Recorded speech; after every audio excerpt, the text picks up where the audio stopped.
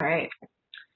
Well, good morning, everyone, and welcome again to the Northern VRS Regional Transition/PRE-ETS meeting.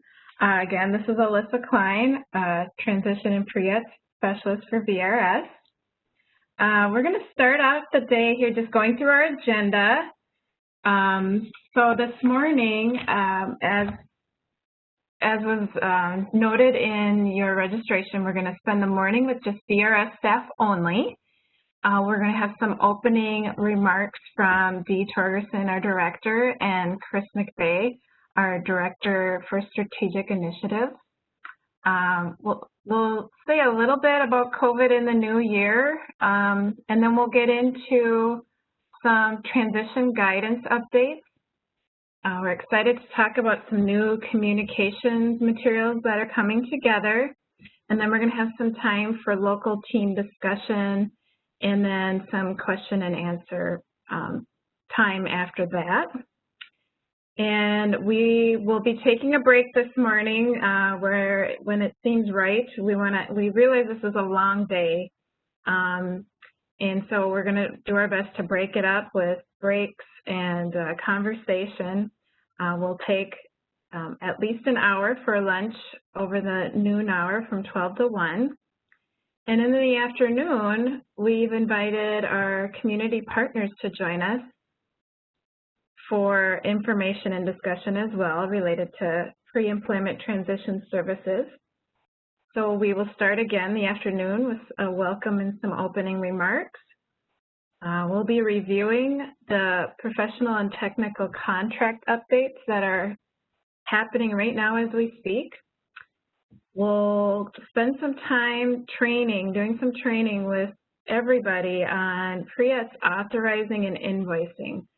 That I know has been challenging, to say the least, and so hopefully today we can feel a little more confident with that process. And then again, just like in the morning, we're going to have some time for local discussions with teams and then the community providers that registered to join your teams for those discussions. I'll say this, throughout the day, please type in any questions that you have into the chat. I know Anne and Gretchen will be watching the chat and will jump in when they see some questions and when it seems like a good time to answer questions. You can also wait to talk about your questions. We're going to give some time when you have some local team discussion to talk about some of the primary questions you have so that when we come back as a larger group, we'll answer questions then as well. So with that, I'm going to hand it off to Dee Torgerson, our director, who will say a few words to welcome all of you and some remarks for the day.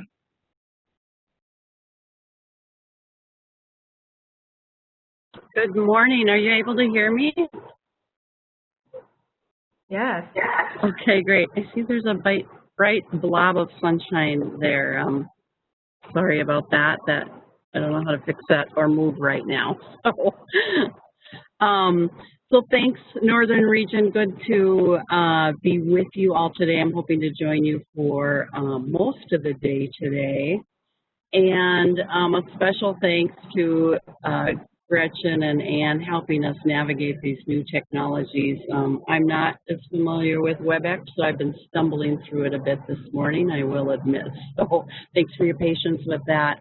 Also, thanks to Alyssa for just her strong leadership overall in PRE-ETS and leading this work with us, and now with Chris McVeigh joining her.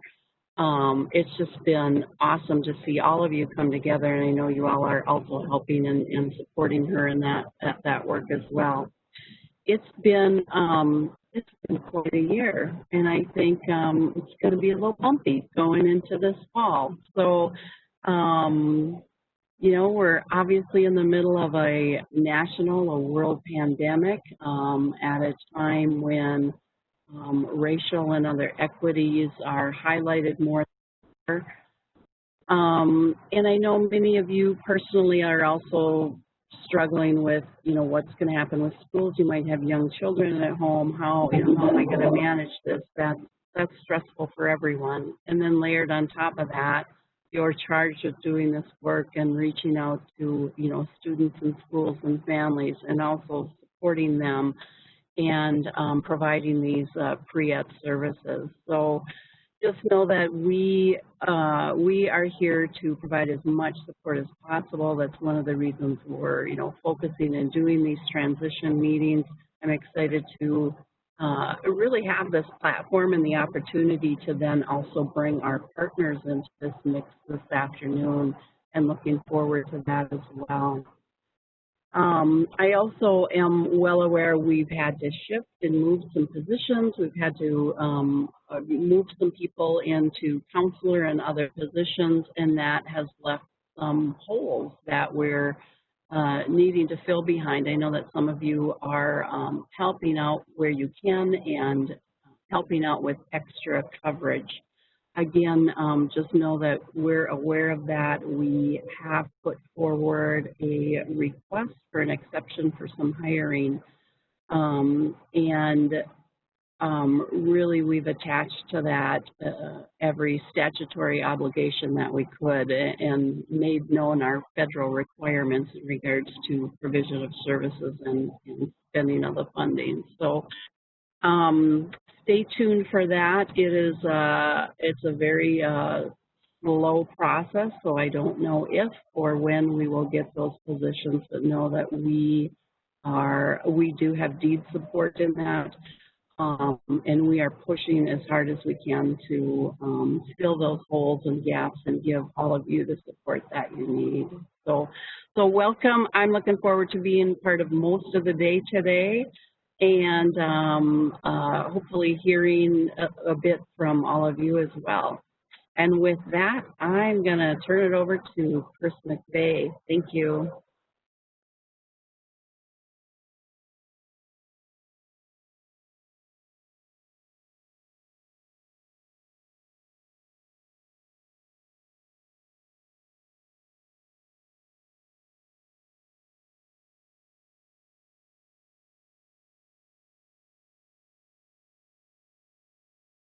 Chris, are you there? Do you need some assistance?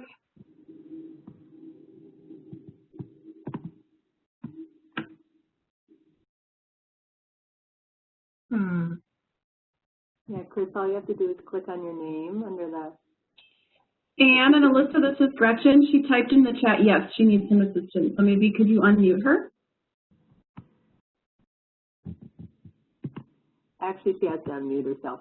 So, Chris, if you could click on your name and then do a right click, and you'll see that you can unmute. Yep. Oh, you got it, girl.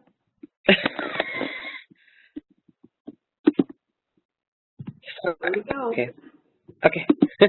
Sorry about that, everybody. Good morning. Thank you so much for joining us today. Chris McVeigh, Director of Strategic Initiatives for DEED VRS. I have to say, DEED really sums it up so beautifully. This is unlike anything we could have imagined even 6 months ago, or actually it's about 6 months ago that this all started. I'm just so proud of everyone. I mean, I just think about what we've done in the last year in moving the pre-employment transition services, not just for eligible students, but for potentially eligible students. From where we were a year ago to where we are now, it's night and day. What I'm just asking all of you to think about is we are living in a time that virtually anybody who's alive now has never experienced. The last time there was a pandemic like this was the Spanish flu of 1918. Very few people remember that who were alive at that time. And this is like something our future generations won't probably have to contend with. And so it's with that in mind that we are living in a time of trying to promote pre-employment transition services and connect students to paid work experiences in one of the most challenging times in our world history, not just Minnesota, but the nation and globally. What I'm so pleased about with where we are is we have a full day that's really, I hope you're gonna leave the day saying that was a meeting that I got information that I needed. I have tools and resources that I need. I was able to connect with community partners that are available now or will be shortly to provide pre-ET services. I'm just really hoping that that's your experience, and if not, we want to hear about that too. But I'm just so pleased that we're here today. We're entering year 2 of pre-ETs for the potentially eligible, but so happy that we have counselors, we have pre-ETs reps, we have placement professionals that are in this meeting today, all with your sleeves rolled up and ready to go for the start of this next school year. So welcome everybody, and thank you so much for attending. I'm going to hand it back to Alyssa now.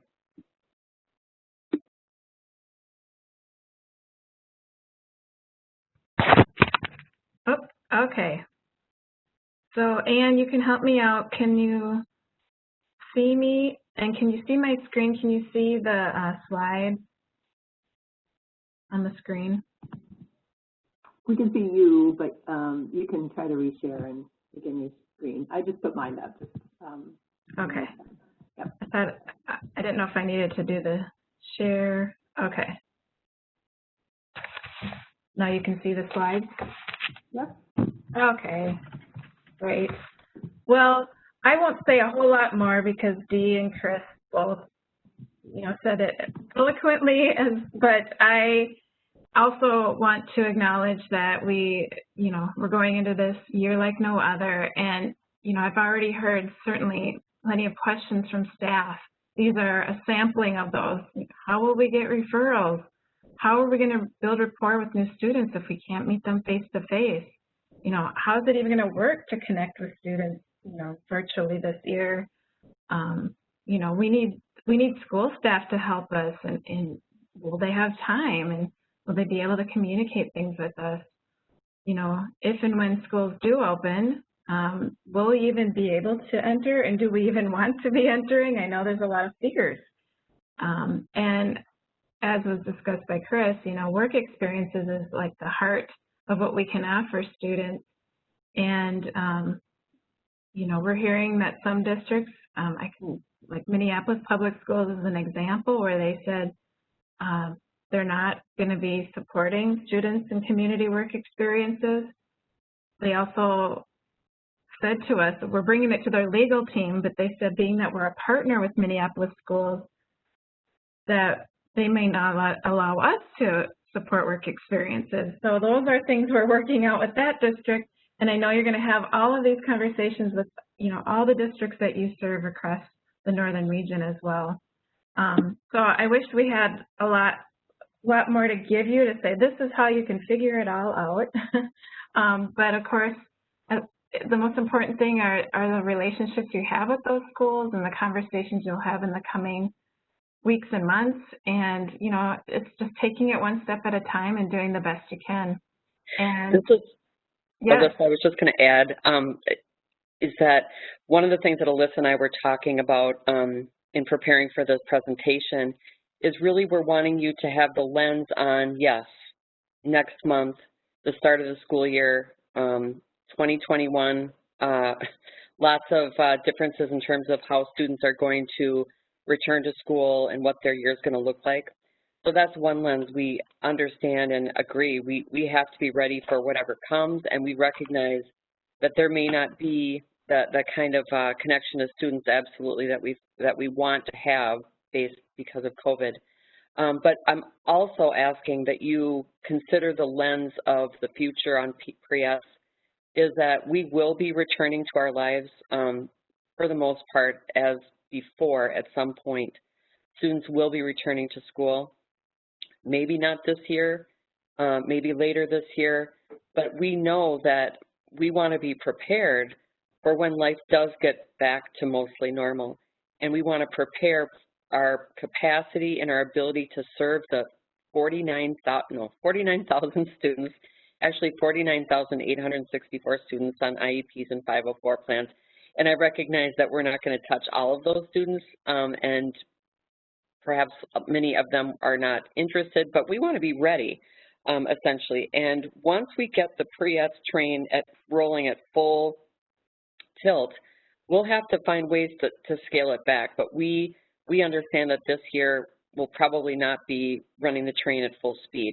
But again, to be ready for that. So please, you know, even though it feels like what's right in front of you right now or what you anticipate for the start of the school year may seem like, what are we doing and how do I get these referrals and the questions that Alyssa has listed, but at the same time also have that eye beyond the end of your hood ornament and just be thinking about the future too. So thank you. Yes, thank you, Chris. And indeed, I mean, we want to acknowledge that all these questions are in your mind, and but again, we'll be taking this one day at a time together. And today we are going to be focusing on, you know, updating you with information related to pre-employment transition services, talking about exciting things related to communications and how we partner with our community professional and technical contracted providers. So we're just going to keep moving ahead and doing the best we can. And as Chris said, we're going to take that lens of, you know, how do we find the opportunity and how, again, we just do the best that we can.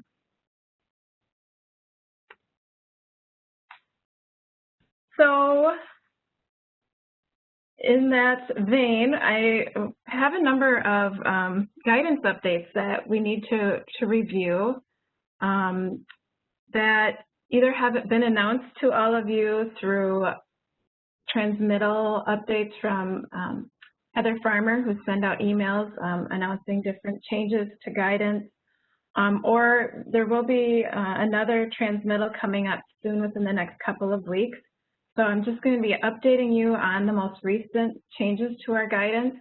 On here I have the link, and of course you can find it in our policy and guidance manual on SharePoint. And I actually really recommend, you know, I know because there have been so many changes and it can seem confusing, that, you know, taking some time and reviewing our guidance can be really helpful because it walks you through pre-ETS step by step. And we've included all the changes that we'll be discussing today in there. And then just talking about changes, I mean, I know it's been a lot of change.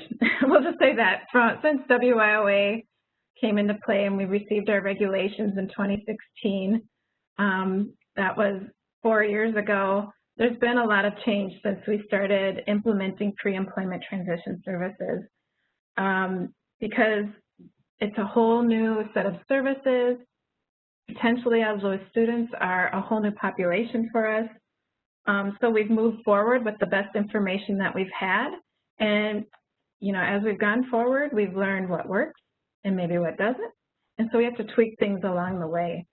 So, and another piece to know, I know that you are all aware that last August, the Rehabilitation Services Administration, or RSA, came to Minnesota and we had a monitoring visit. And we learned through that monitoring visit some things that we need to change. So we're also putting those changes into place too. And I also want to note that my goal is once we get the school year kicked off, I'm going to be re-recording training modules. So we did do a set of training modules last May. And so I'm going to be re-recording those and sending them out to staff, so in more bite-sized pieces to kind of review everything related to pre-ETS, because I know you can't just hear things once. It's never once and done and you know everything. So that's the plan. I also want to acknowledge that we need to reorganize SharePoint a little better so you can find things. So that's also the goal to get done this fall. And then to update all of you on how you can find everything a lot easier on SharePoint. So with that, we'll move us forward here. There are 9 guidance updates that we're going to review today. The first is the age range for pre-ETS, which has been altered slightly, so we're going to review that. Next, we've clarified that pre-ETS can continue in 2 ways. This includes after the VR application when a student began receiving pre-ETS as a potentially eligible student. So we're going to talk about how that works. And also how they can continue through the school year after a potentially eligible or eligible student turns age 22. The third update is, as you may recall, RSA announced pre-ETS flexibilities this spring, and we recorded a training that went out to staff in April. So I'm just going to review some of those services in support of pre-ETS once again. Number 4, we are now going to need documentation for students to be able to continue to receive pre-ETS if they are going on to post-secondary education. I know there's been a lot of questions from staff about, do we need documentation and what is that? We now have that fully clarified from RSA, so I'm going to review that. Number 5, again, through our RSA monitoring visit, we learned that we need to change our process in order for students who are on the VR waitlist to be able to receive pre-ETS while on the waitlist. So this will involve a new process for our counselors, which includes providing pre-ETS at intake interviews. So I'm going to go through that process. Number 6, there are some occasions, although somewhat rare, but when VRS is asked to provide funding support for students who wish to take college courses while they're in high school. And because those questions they come up now and again, we wanted to include some guidance for staff on how to make those funding decisions.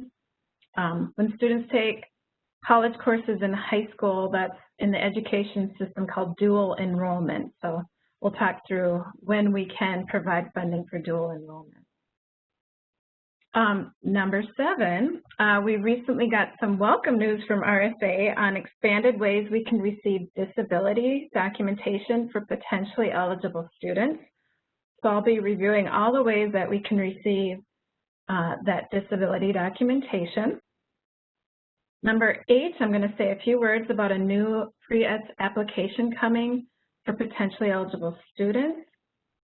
And last but not least, I'm going to update you on the updated pre-ETS desk aid because it has all of the changes related to services and support for pre-ETS.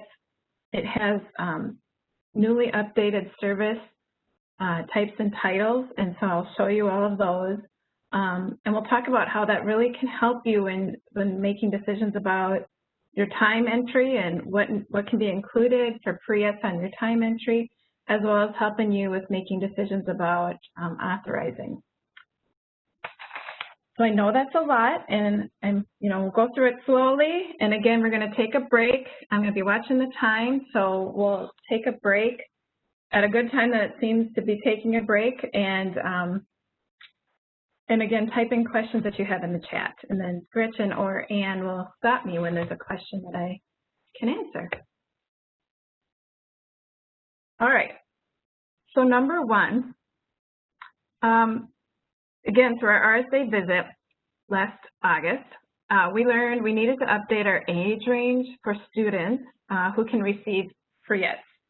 So when we first began with our definition, we started with grade 9 through age 21 because that's how the Minnesota Department of Ed defines transition in Minnesota. So we aligned with the MDE definition. However, RSA informed us that we need to choose an age versus a grade. So that's a minor change, but just wanted you all to know that students that can receive pre-ETS are students who are between the ages of 14 through 21. That's a pretty simple one that we can all wrap our head around. Okay. Number 2 is continuation of pre-ETS. So number 1 on this list of continuation. So for students who began pre-ETS prior to being determined eligible for VR services and who are now eligible, any pre-ETS services that they were receiving prior to being determined eligible can continue up until the employment plan is developed. So counselors will just want to be sure to add those pre-ET services to the employment plan in order for them to continue after that point. So that's a helpful thing. I know there's been questions about, do I need to stop, or how does that work? Because we don't have an employment plan in place. But again, any services that began can continue in terms of pre-ET prior to the plan being put in place. Just be sure you put those services on the plan if they are going to continue. And then another nice clarification is that students receiving pre-ET can continue receiving pre-ET for the remaining portion of the academic year once they turn age 22. So for instance, there aren't many high school students that could turn age 22 prior to graduation, because students can receive special education, secondary education services through the age of 21. So most students would not turn age 22 while in high school, but that can happen at times. So just know you don't have to end services once they turn 22. You can go through that academic year. It's also helpful when you're providing pre-ET to post-secondary education students. So if they turn age 22, say in January of their, what would that be, their junior year or whatever, you can keep providing those pre-ETs all the way through till that spring semester was done, or that academic year is done in May or whenever that's done. So that's a nice clarification.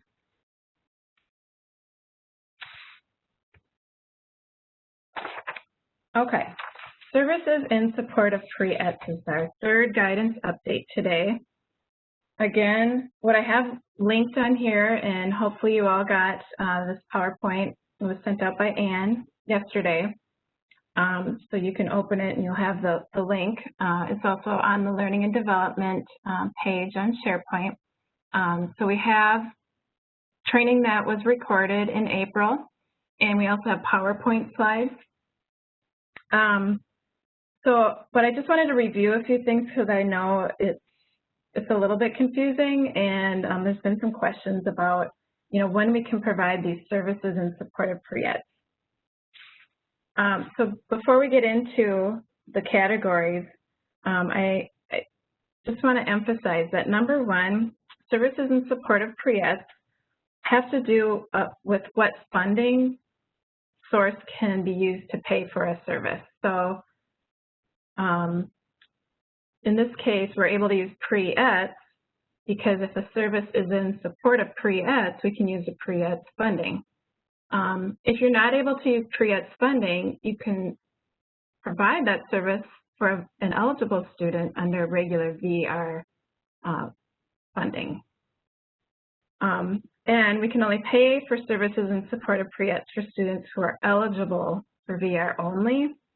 Unfortunately, RSA does not allow us to pay for these things for potentially eligible students.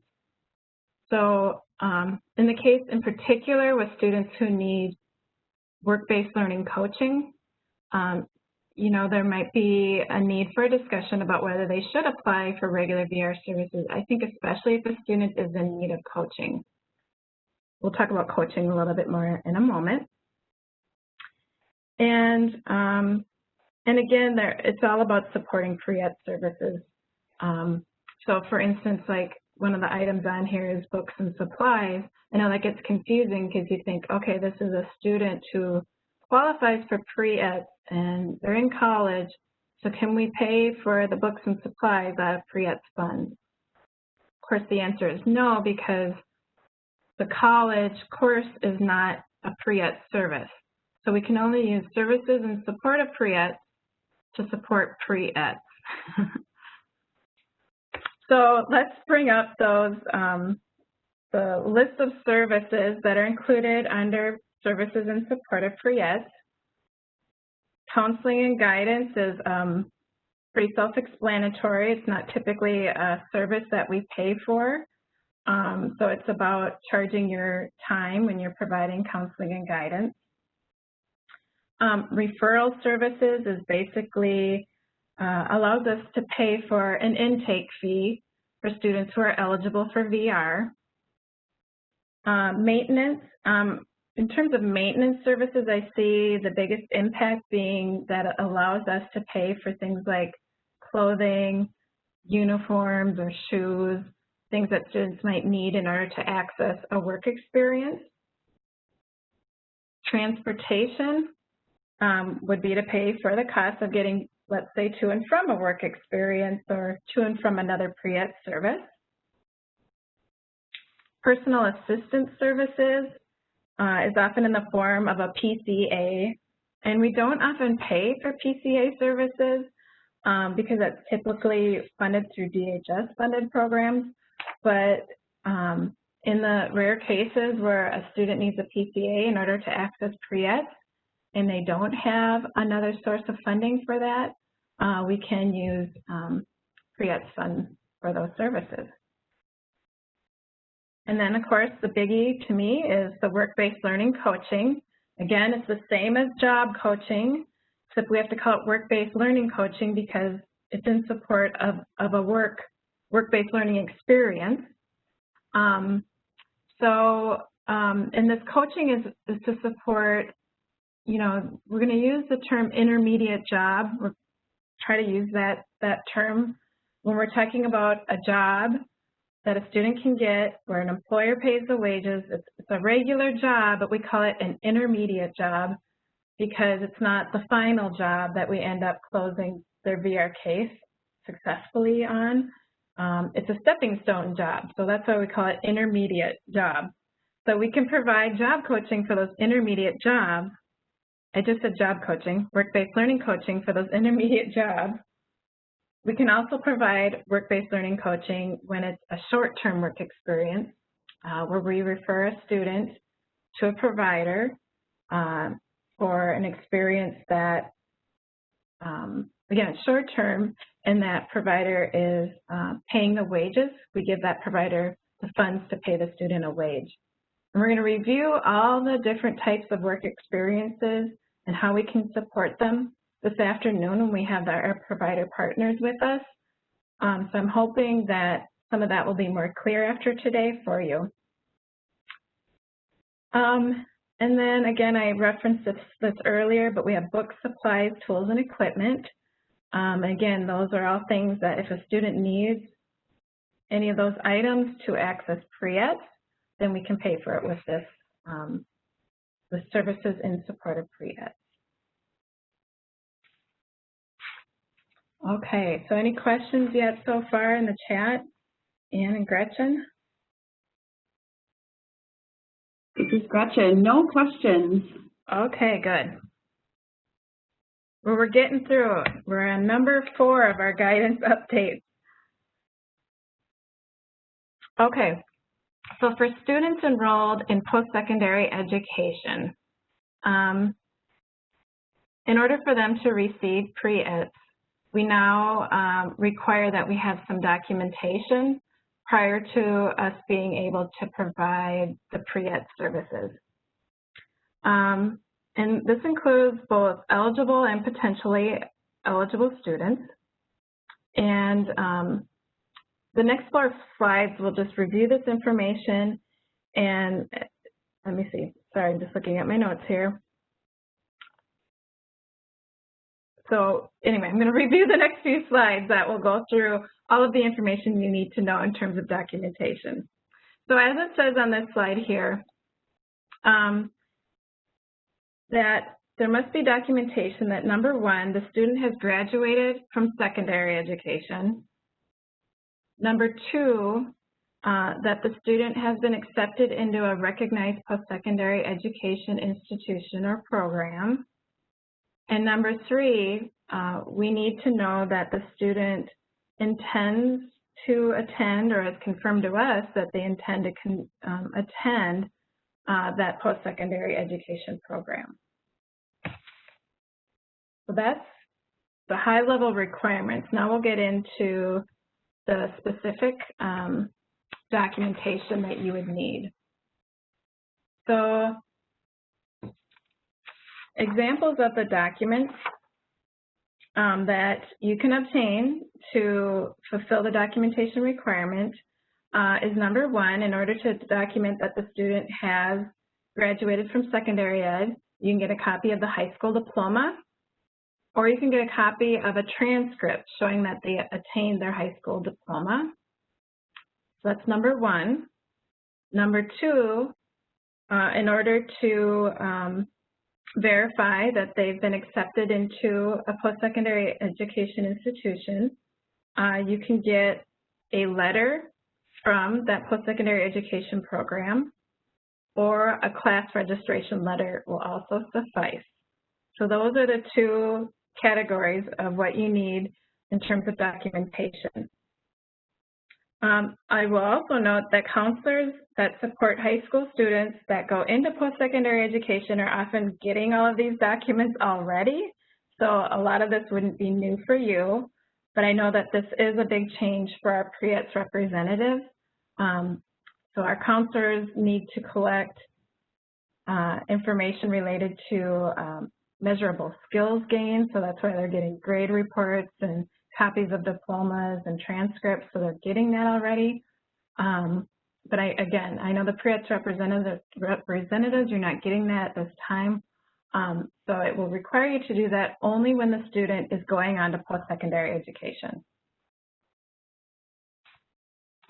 Now, the nice piece about this is we do have an alternative option for documentation.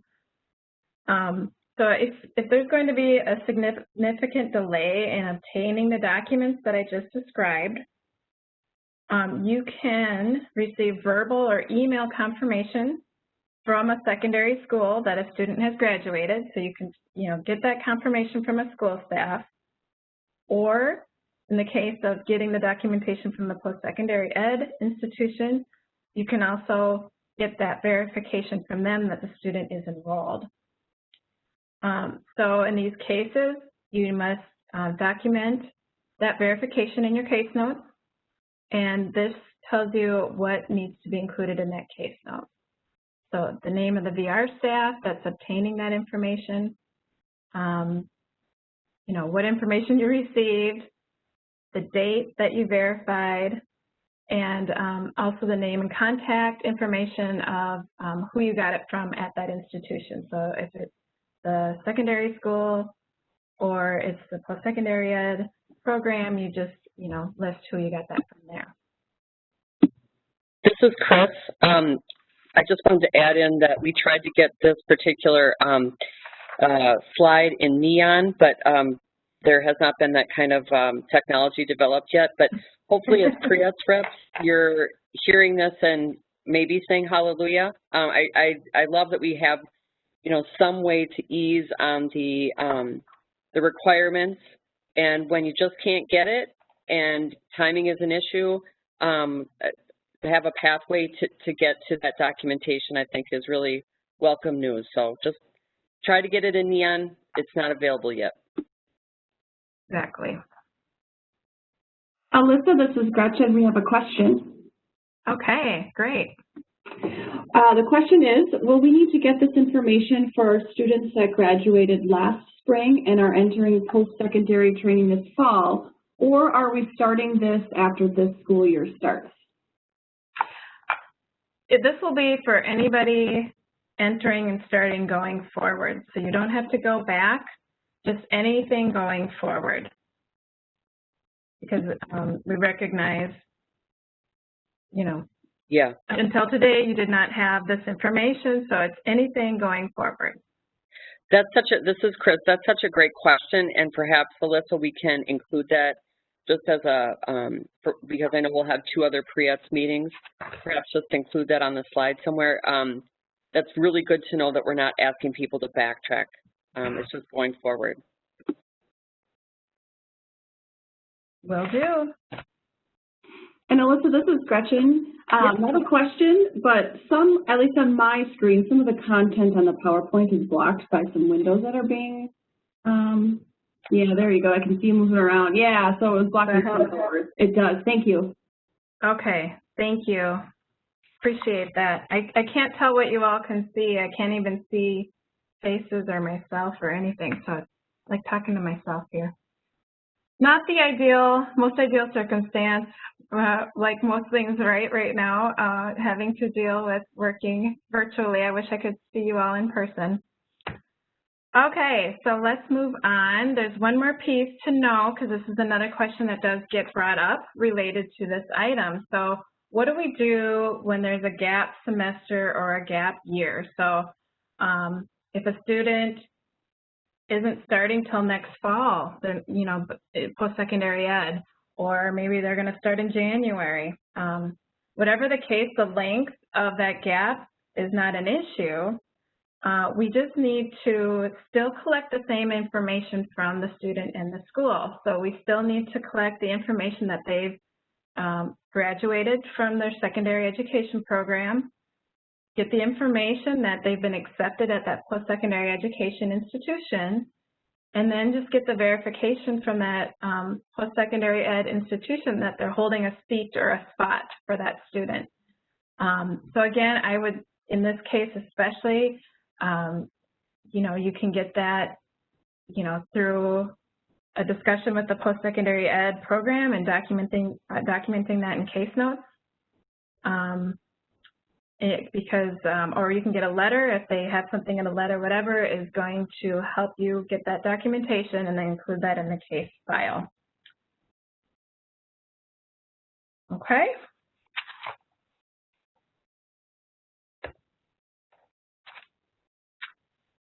All right. So number 5 in our guidance update.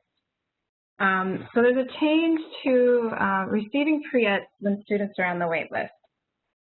So you may recall that a student can receive pre-ETS if they apply for VR services and are put on the wait list, as long as we have verification they had received at least one pre-ETS service prior to going on the wait list.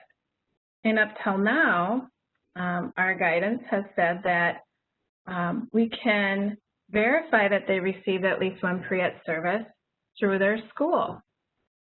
And what RSA has informed us is that no, that one pre-ETS service, at least one pre-ETS service, needs to have been provided at least in collaboration with VR or provided directly by VR. In other words, so we need to have had in our case record that we provided a pre-ETS service prior to them going on the wait list. And that can easily be done when a student received pre-ETS as a potentially eligible student. So if a pre-ETS representative provided the student pre-ETS and had an open case, and there's a record in there that the student received at least one pre-ETS service, we're good. But in cases when a student applies for VR and has not received services as a potentially eligible student, we can run into an issue there. So moving on here, the solution that we've come up with, that the best solution, is that for students that didn't receive services as a potentially eligible student, would be to provide at least one pre-ETS service at intake. So let me say a little bit more about that. So in the next slide, I'm going to review kind of the easiest ways to be providing at least one pre-ETS service at intake. But the way that you would document those services is by indicating that service in your case notes as easy as at intake, making sure you provide at least one pre-ETS service, and then document it in your case note, and then being sure to use that pre-ETS case note category in your intake case note. So when you do an intake, you would select whichever pre-ETS service you provided, and then you would document in the case note that you provided that one pre-ETS service. So it'll make more sense when I get into this slide. So we have a pre-ETS work group that's been meeting regularly, and we were talking through the 5 pre-ETS service areas, and really job exploration counseling and post-secondary education counseling are probably the easiest ways to provide pre-ETS at intake. You oftentimes are probably already providing these services. There's no definition of, you know, what needs to constitute as fully providing a pre-ETS service. job exploration counseling is you're providing counseling. So you may have a discussion with the student about what are their career interests. You know, if they say, I'm interested in becoming a mechanic. Okay, have you looked at, you know, the labor market information, or have you looked at salary, or what kind of job openings there are in this region? Those are things that can constitute as job exploration counseling, providing that at the intake. Of course, you could open up a website and review information on that with the student. So it could be ONET, NCIS, Virtual Job Shadow. The Minnesota Career Wheel is a nice visual that you can have with the students and talking about careers. So it just needs to be some basic, you know, counseling service that could constitute as job exploration counseling at intake. Same thing with post-secondary education counseling. A student may say, I'm interested in becoming a mechanic, and then you could say, well, have you looked at, you know, what sort of education opportunities there are in this area? And so having that discussion with the student can suffice as having provided post-secondary education counseling. You can talk about colleges, you could talk about what FAFSA is and how to apply. Those are just some basic examples, but the key is that we want to make sure we provide a pre-ed service prior to a student being determined eligible and being determined their priority for services, so that if they do go on the wait list, we can continue to provide pre-ed. And again, it's one of those weird things that we don't completely understand. It's a rule that comes out of RSA that they had to have received at least one pre-ed service prior to going on the wait list in order to continue. And this is our way of being able to meet that requirement in the easiest way possible. I think I did see a question pop up, but I can't see the chat. So I'm going to stop for a second, and you all can let me know if there are questions.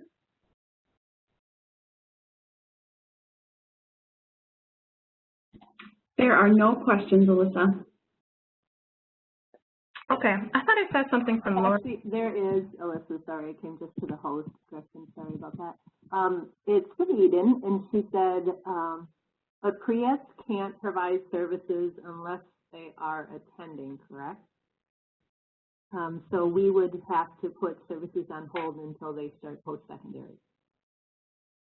Oh, okay, so we're going to go back, and I know, so when we're going back to this whole piece around documenting, getting the documentation in order to provide pre-ed. No, the student doesn't need to be attending, and that's the key, like this whole piece around the gap semester or gap year.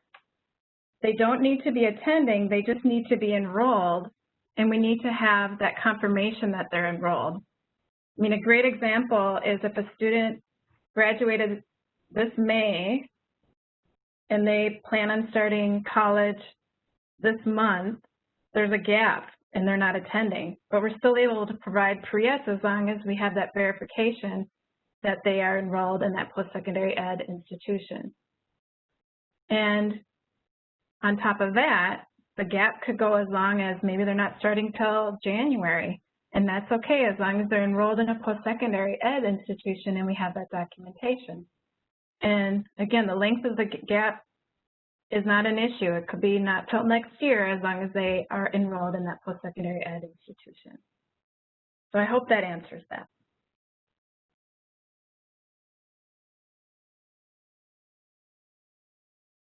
Okay.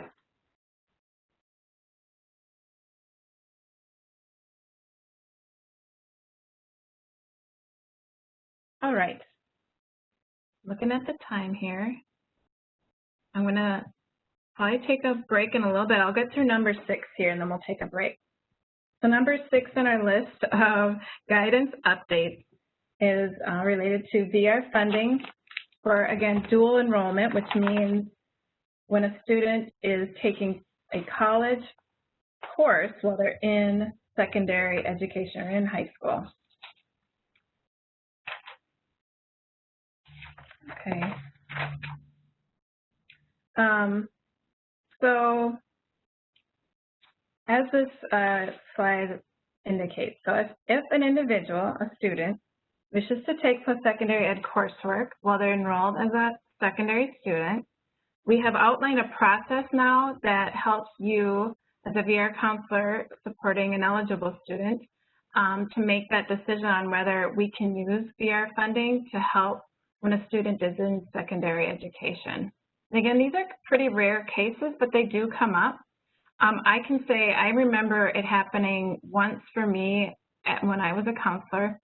I was serving a student who was he was in the 18 to 21-year-old range, and he really wanted to try out a college class while he was still in high school because he could receive the supports from his 18 to 21 transition program while trying the college class so that, you know, it would be a smoother transition for him. He could get some extra supports from the secondary ed institution and, you know, still receive that college credit.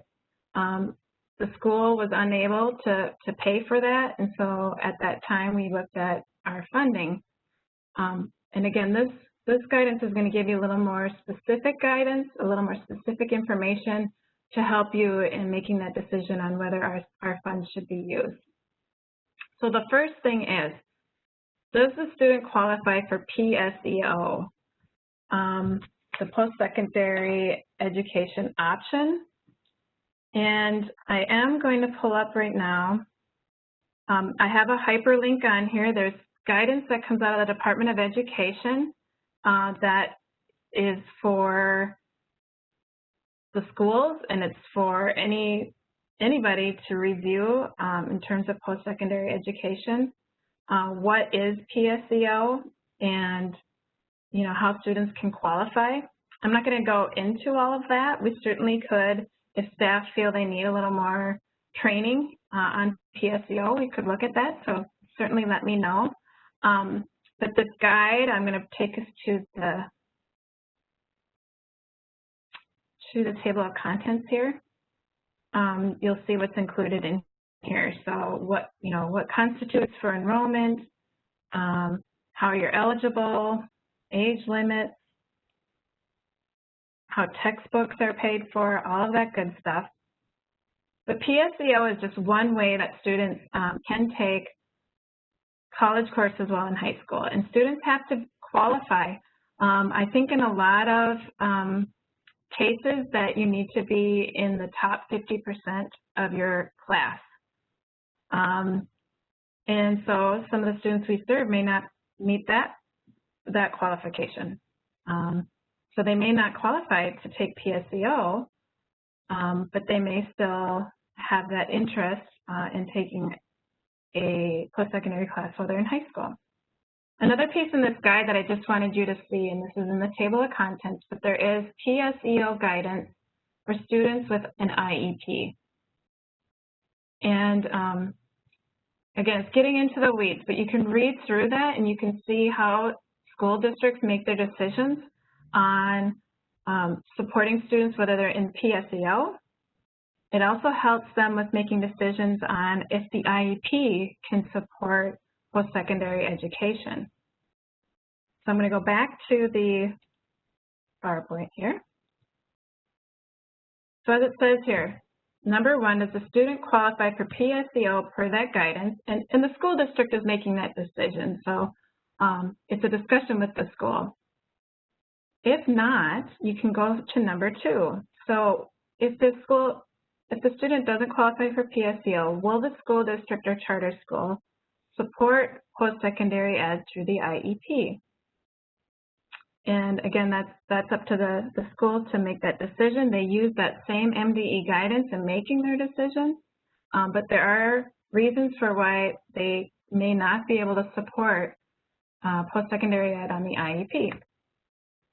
So that takes you to number three. So if the school district has a legitimate reason for why they cannot fund the post-secondary ed coursework, then DRS could fund the service. In cases when a student is on an IEP, we would want agreement from the whole IEP team Of course, we would add the service on the employment plan, and we'd fund it based on our regular post-secondary education guidance. So we'd have to look at CFP and other rules that we have. The one piece that we're not able to do when a student is still in high school is look at federal and state financial aid because the student doesn't qualify for that until they've taken their high school diploma. So that piece is the student is exempt from when we're looking at our funding. And then this is just some other information that will help in those cases with helping to structure when we are providing post-secondary education assistance. How long are we going to fund that for? What are we hoping the student will get out of, being able to take that course? How do we know that they've made a good transition in post-secondary ed? If they're receiving secondary ed supports, how are we helping them to wean off those supports so they really are prepared for post-secondary ed? And at what point are they going to take their high school diploma? Because, when they're ready and they've made a transition, there's a decision at some point that needs to be made. Okay, let's just move you in now fully into that post-secondary ed environment. So those are all things that can be discussed within that IEP team and those decisions made together. So that is what we have on our ability for funding post-secondary ed when students are in high school. I'm going to take a break here. We're at 10:06. Let's go until 10:20. Take a break, and we'll be back here right at 10:20. We'll get started again and finishing up this guidance information, and then we'll go into sharing with you some information on communications that have been created. Thanks, everybody.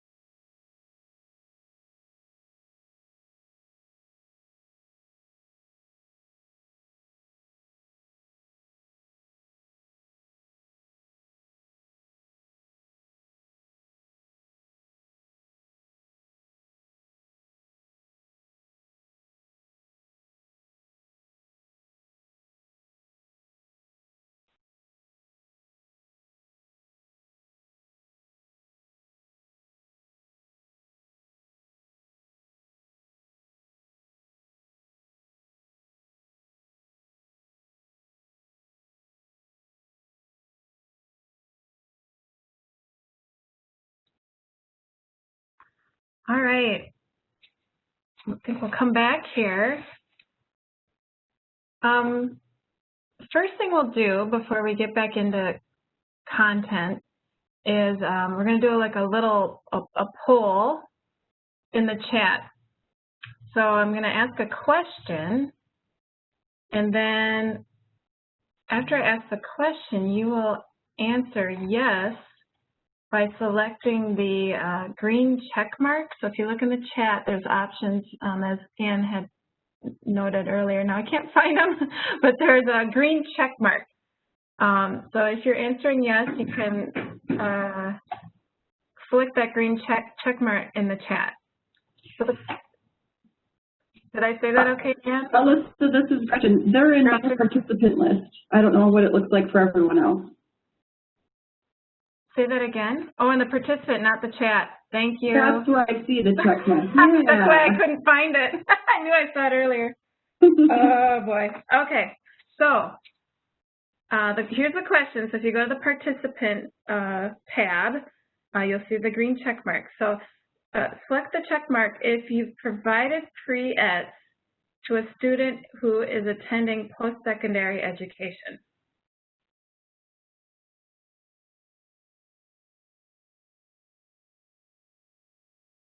And we can go down and see to the list how many staff have done that. See Andy, Caroline, Cassie, Celeste, Eden has, Heidi, Jamie. So a good number of you have. Okay, great.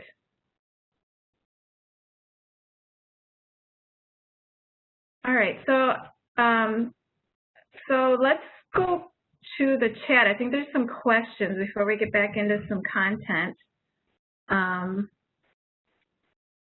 So one of the questions is, when a counselor provides a pre-ETS service during intake, will they need to use the pre-ETS specific category in the case note in Workforce 1 in addition to the intake case note?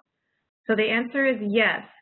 So as a reminder, the way we report to RSA that a student received any of the 5 pre-ETS services is through the case note categories. So you'll want to be sure, and we're going to talk about this a little bit later when we're going through reports or some of our reports that we received from our data unit. But we need to make sure that we're entering that case note category, because that's how we are letting RSA know that that pre-ETS was provided.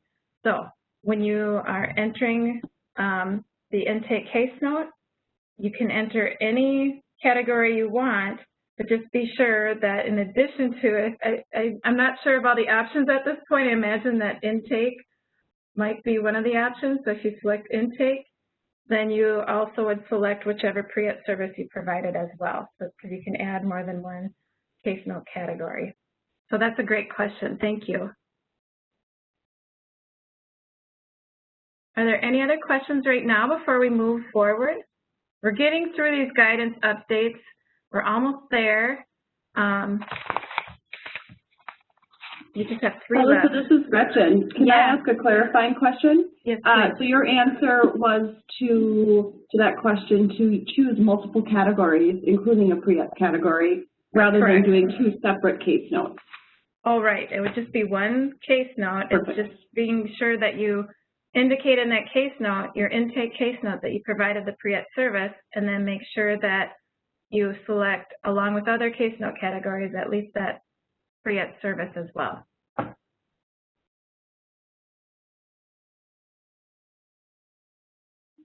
Thank you. Thank you. All right. So let's go to guidance update number 7, which is a good one. We received clarification from RSA on an additional way that we're allowed to receive disability documentation for potentially eligible students. As you all know, we're able to receive from the school staff verification from them that a student either has an IEP Oh, Alyssa, sorry, this is Gretchen. Yep. We don't see your PowerPoint advancing. We're looking at the opening remarks slide right now. Yeah, you just have to. Thank you. You're welcome.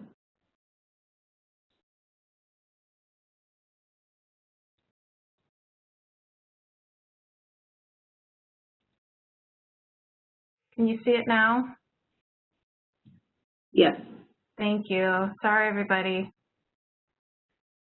Okay. So as I was saying, we can receive from school staff verification that a student has an IEP, a 504, or there's other documentation of a disability. We can get that same verification now from other professionals as well. So some questions that have come up as examples. Recently, I had a PREETS representative receive a referral from a county case manager. And so she was wondering, can that county case manager verify that the student has a disability?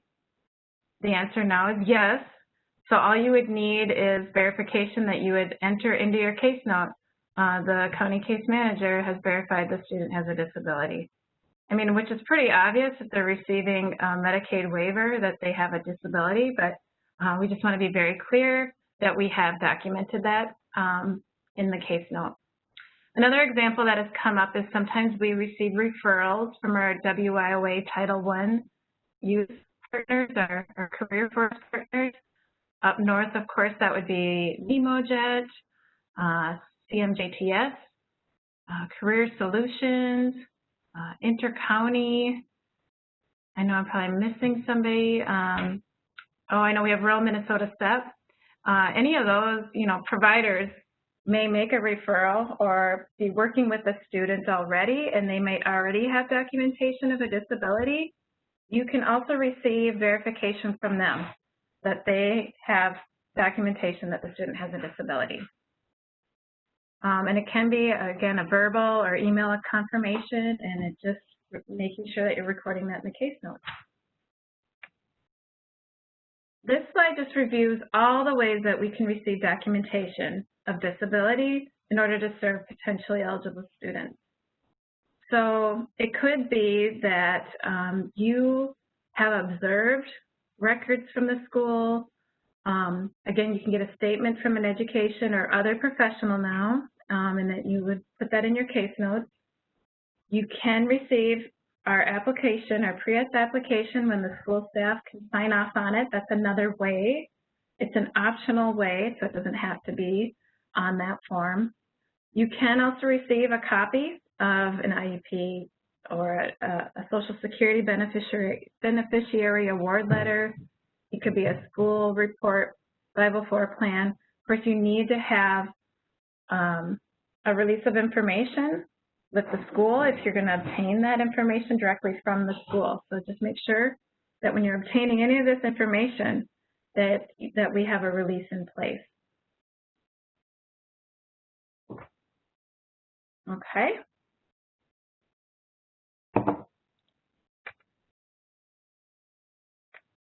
So number 8 on our guidance updates, we're working right now, I'm working closely with Heather Farmer, our policy specialist, along with our deed attorney to update our PREETS applications for potentially eligible students. Another thing that we learned from RSA is that we are required to gain parental permission in order for a student to receive PREETS services as a potentially eligible student.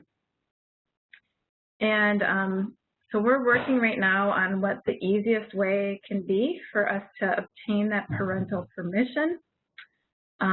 So we're hoping we'll have the new PREETS application updated very soon to reflect that information. I know I solicited feedback from all the PREETS representatives on other things they wanted to see updated on the PREETS application, so we'll be incorporating a good amount of those recommendations. So again, we're working hard to have that in place very soon, and I'm going to keep you all updated on that.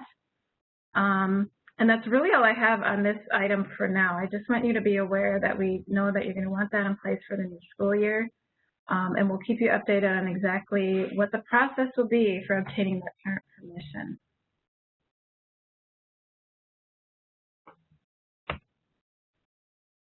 Okay. And then the ninth and final guidance update is that the pre-ETS desk aid has been updated.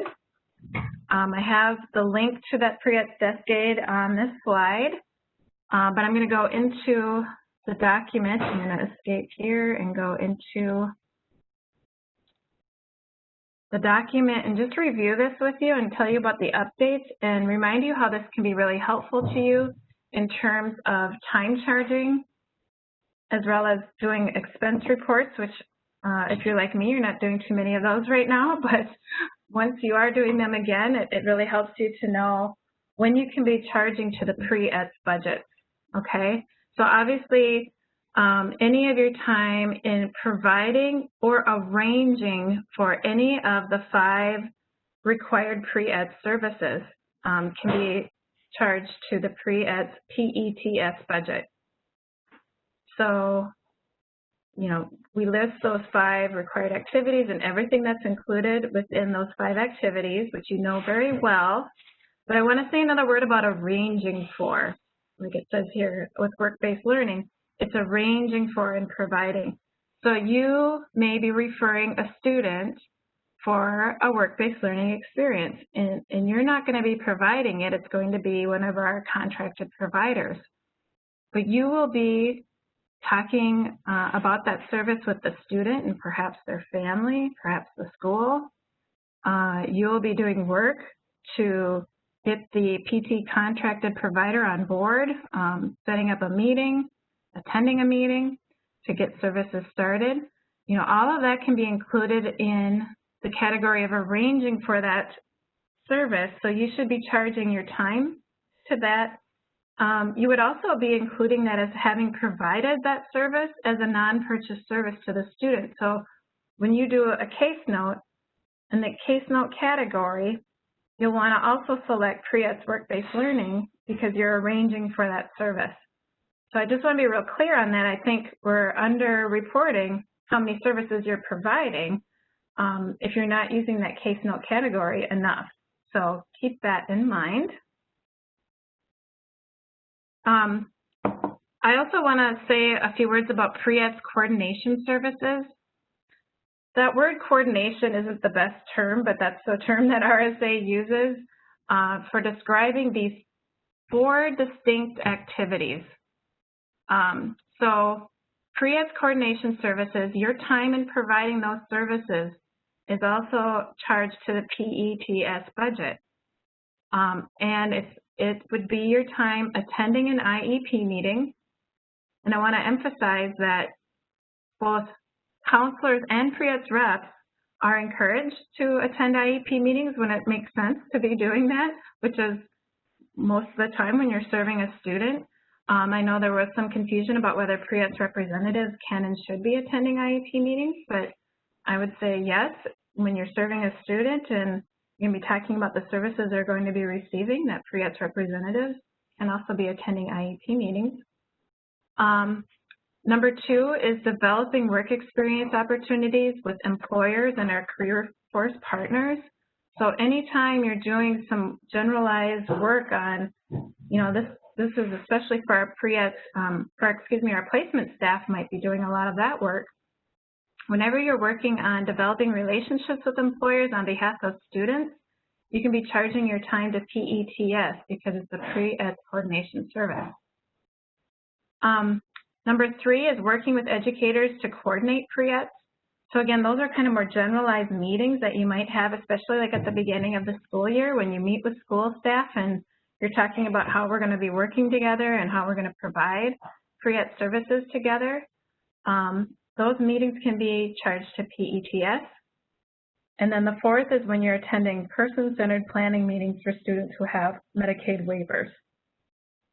So just keep that in mind. Those are the 4 pre-ETS coordination activities. Not to be confused with arranging for one of the 5 required activities. So when you're arranging services for a particular student, that's within that certain pre-ETS required service. So you're arranging for job exploration counseling. That's part of job exploration counseling services. I hope that helps a little bit. Pre-ETS authorized services, we've talked about these. Again, we've really emphasized that training that you attend that's related to students who have disabilities, you can charge to the AUTH, Authorized Services Code, in terms of your time. Today's meeting, an all-day meeting, training, all of your time today can be charged to AUTH. But there's other things that you can be charging your time to that are included with pre-ETS authorized services. And this list was shared at a spring regional transition meeting that we held, but I'm going to review this with you as well. It's now linked in the desk aid. So you can select this staff time expense charging items for pre-ETS authorized services. And I'm going to bring up that document, a Word document on SharePoint. And it lists all the different things that you can be charging your time for under AUTH, or authorized services. So again, attending training that's approved by the Learning and Development team. It could also be assisting in the planning, preparation, and implementation of local, regional, or events or programs. So if you're working on a job fair, work skills day, or anything related to pre-ETS or providing services to high school students, your time planning for events can be charged to AUTH. Comprehensive transition programs, these are programs that are pretty specific. It's for students with developmental or cognitive disabilities. We only have a few of those programs in Minnesota right now, but there's an effort to see that there are more of these programs in the state, so we'll probably be seeing more of them come up in the future. But anytime you're attending any sort of meeting to plan for those programs, you can charge that to AUTH. If you're part of Project Search, any of your meetings for Project Search can be. The Employment Capacity Building Cohort is a statewide effort to provide technical assistance to local teams. We're going to be sending out more information about ECVC in the coming weeks. Everybody that has registered for the customized employment training that's going to be held on August 18th and 19th, the actual name of that training is Embedding Customized Employment into School Transition Programming. We are excited about that. We have over 50 school districts represented coming to that training, and the counselors that serve those school districts will also be attending that training. We're excited because this is a great way to start seeing schools providing those customized employment types of services to students while they're in high school. So that's what we're trying to move the needle on, is working with schools and providing those services. Anyway, all of that effort is under ECBC as well. So if you're developing or delivering training, like you're gonna, here's some examples, like if you're involved with MRA and you're providing some training related to students, that time can be charged to AUTH. If you're providing training to your school district, that can be charged. Sometimes you might be spending time with schools or providers and helping them understand pre-ETS. I know we're spending time today with our partners explaining pre-ETS, but sometimes they're spending specialized time with them, and that can be charged. If you are mentoring another staff person in your team, that's what number 8 is all about, helping them understand pre-ETS. Might be a new staff person, or anyway, any of that time can be charged to AUTH. Delivering presentations. If you're involved with policy work, that can be charged when it's related to students with disabilities. I'm going to skip number 11 because that doesn't pertain to anyone up north. Your business engagement network meetings. If the time you spend related to pre-ETS or coordinating services or employer contacts related to students, That time can be charged to authorized services. Attending CTIC meetings can be, and any other regional or local efforts related to students with disabilities. So anyway, I hope that helps. We want to see, obviously, staff charging, as much pre-ETS time that they're spending as possible, so we can be spending our pre-ETS funds. So I'm going to go. Alyssa, we have a question. Thank you. Yeah. Question is, for the training on the 18th and 19th, yes, will counselors be informed if their schools are attending this training? Yes. I have reached out to all of the counselors that had a school staff person who registered. So if you didn't hear from me, then you probably didn't have a school staff person that registered. Unfortunately, we filled up. We did not anticipate such a response. We are going to be offering this again, and again, we'll keep you all updated on that because we did have people that have been contacting me to say, oh, I'm trying to register and the form isn't open anymore. But we will be opening it again. If you have any questions, if you're wondering, you thought somebody did register and whatever it might be, certainly feel free to contact me. Otherwise, we will keep you all updated on when we'll be offering the training again. Okay. And then now we've added on to the desk aid services in support of pre-ETS. So again, you're going to see that list that we talked about earlier of all the items that can be included as being provided as services in support of pre-ETS. One item that is added, it's actually computers and internet service. I sent out an email several weeks ago. If a student does not have access to technology in order to access pre-ETS, that's the key. Do they need technology in order to access pre-ETS? We can purchase that, and that's considered equipment. And I have it called out separately on this list here. I know we're going to be running across questions this fall with students and having technology access for school. I have clarified with the Department of Education that school districts are to be providing students with technology. So if a student does not have technology, they need to be working with their school district on problem solving around that. Another question I have that I have not gotten an answer to, and I will be sending it out to all staff, is whether the school district is also responsible for providing internet service. So I will let you all know the answer on that. And generally, it seems like they do provide for families that don't, but anyway, I'll get you more information on that. But again, we wouldn't be providing any of that for a student to access high school, but we could provide it for accessing pre-ETS. Okay, and then this column on the right, this is in relation to our authorizing the service types and titles. And we're going to talk about this more this afternoon, but I'll review it with you now because I know you can never hear some of these things enough when they're new.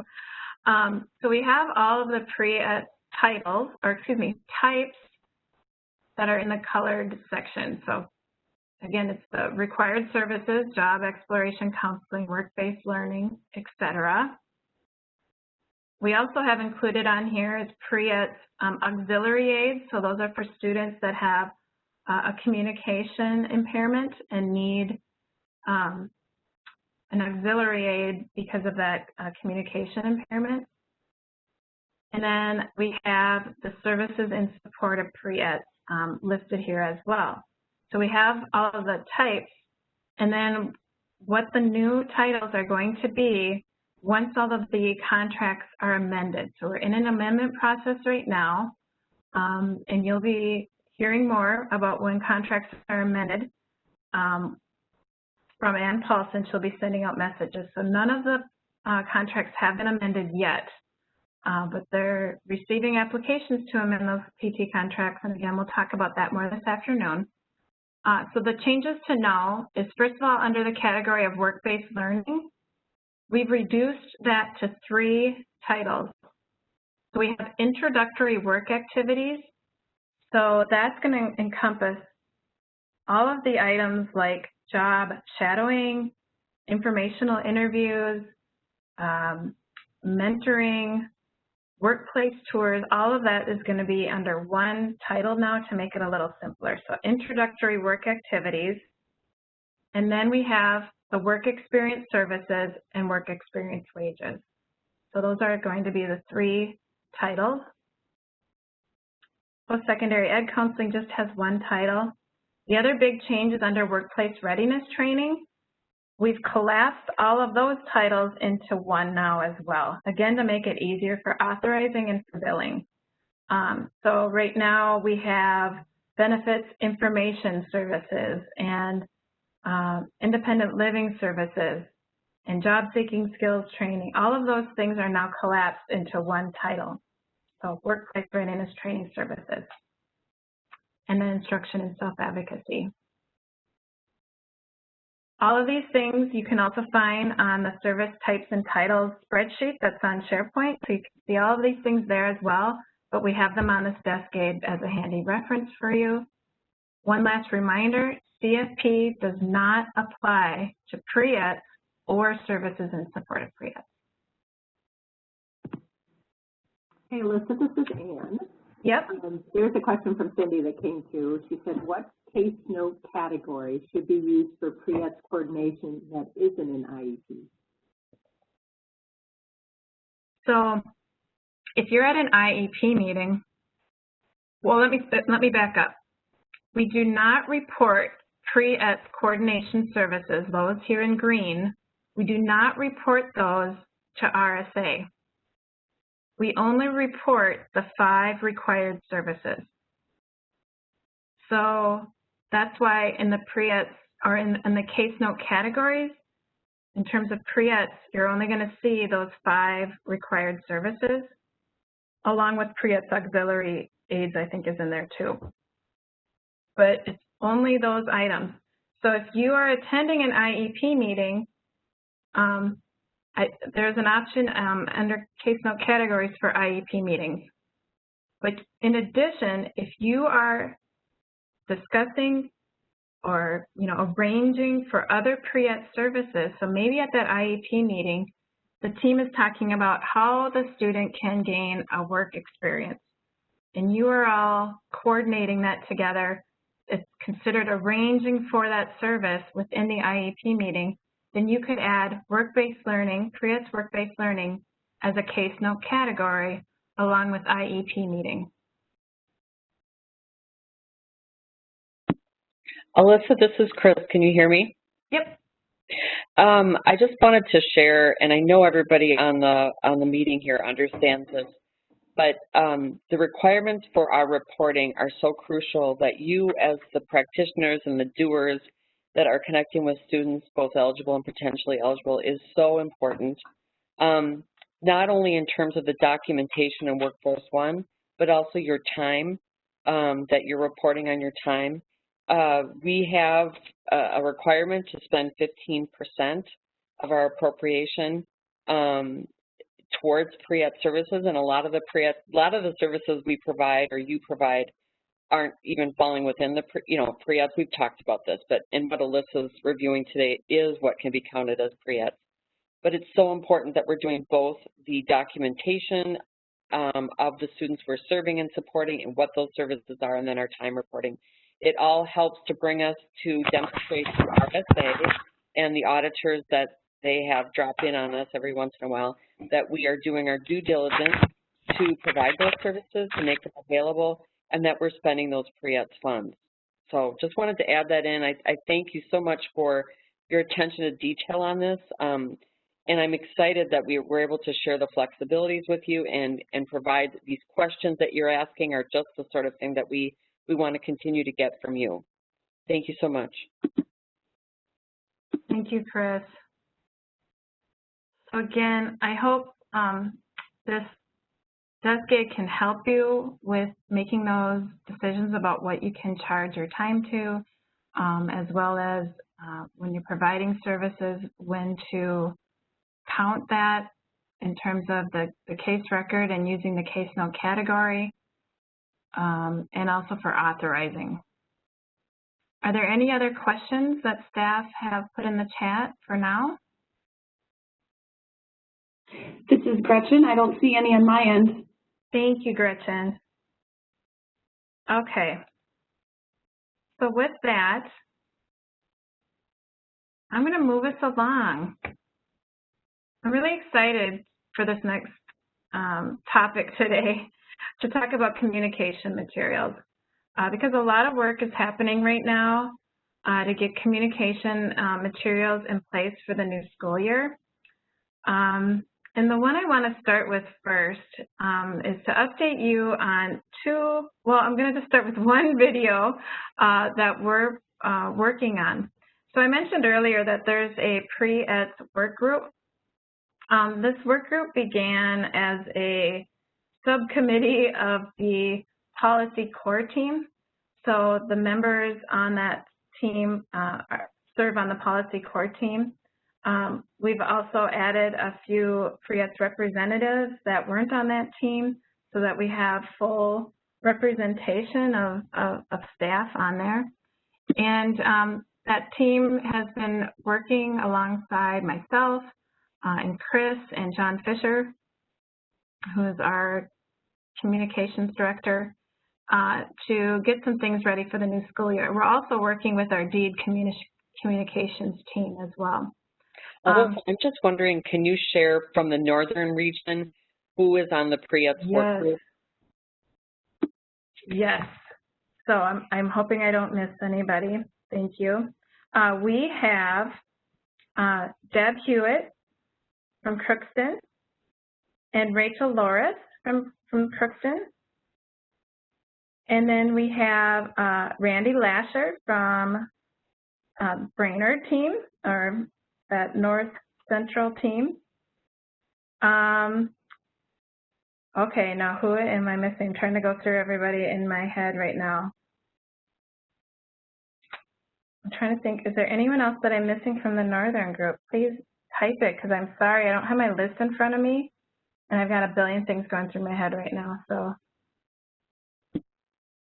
Of course, and we can certainly have that ready to go. If I missed you, I apologize. I can't think of anyone else from the Northern group that's on that team, but we also. What's so exciting, I don't know if you guys can hear me, but what's so exciting is these communication materials are informed by you as pre-ETS reps and placement professionals and transition counselors. And I so appreciate just the thoughtful input that you've provided. And I think that what we want to do going forward is continuously, as we have a need to develop additional materials, that we are hearing from you and that you're able to provide input regarding this. So this first, which is the video I think that we're going to show first, Alyssa, I so appreciated the actual vendor that we're using for this. There were multiple iterations, and literally the staff like Randy, Deb Hewitt, and others being able to give like close to real-time updates about, nope, this doesn't work, try this, you know, and it's just beautiful. So it's the kind of thing that we want to continue to do as we go forward in developing materials that are going to be the most useful to you and to the students that you're supporting and their families as well as educators. Thank you, Chris. Yeah, we're really excited. This vendor we're working with is top notch. And here's the deal. So WebEx makes it a little difficult for us to share a video, but we figured out a way for everyone to be able to see this video. And I'm going to either send it to, I think Anne is going to direct us on how we can all watch this video through WebEx right now.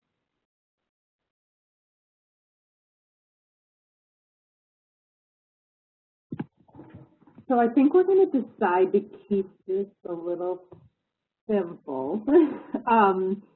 So here's what we're going to do. We're going to take the link and put it in the chat, and this will involve some of you all just having a chance to then interact and get some things together while we're all watching this. So I, just 1 second. I am trying to pull it up. Unless, Gretchen, do you have it again somehow? I sure do. Is it the one I just jammed? Quicker today. I've got it ready. There it goes. Okay, so in the chat, we just ask that you try to copy that, and that you bring up another browser if you can, and then so that you can copy it into a browser and then play that video, and you should be able to then get a sense of it. It's a really well done video, and we'll just give you a little time, and maybe when you are done watching the video, how about we use emoticon coming back, so a little in your participant tab, just the smiley thing. You have a lot of different options to select. So when you're done with the video, select one of those and tell us that you've watched it. Sure. Okay. Let us know if you have any problems.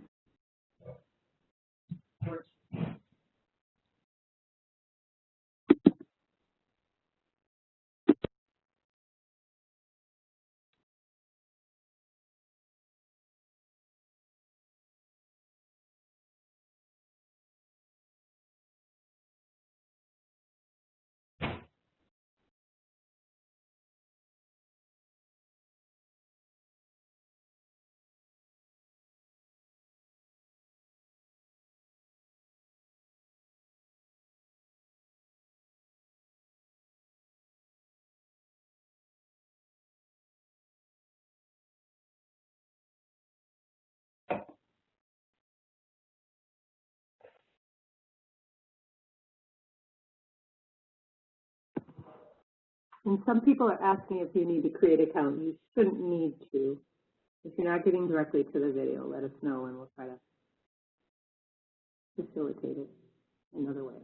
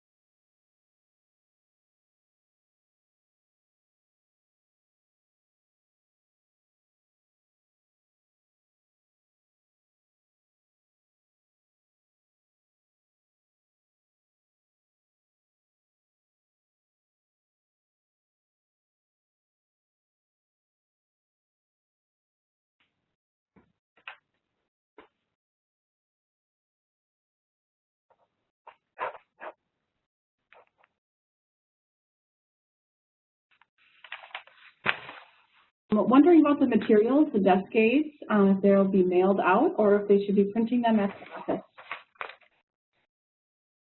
Good question.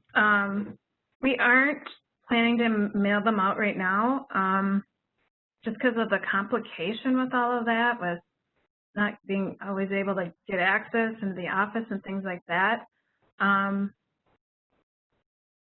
So we didn't have a plan for that, but please let me know. I mean, if we certainly can work on figuring that out, because I know in the past we have sent out, you know, copies of the desk aid on cardstock and printed nicely for you. So we can get that figured out if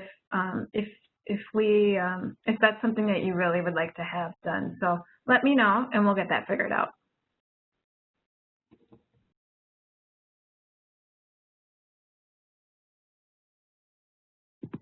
I think we have most people through, and we've had some great comments coming back. That people really like the simplicity of it and everything. Maybe since people started commenting, please feel free to use that chat and tell us what you think. Put in some comments about anything you liked or really reflected on as you were watching it.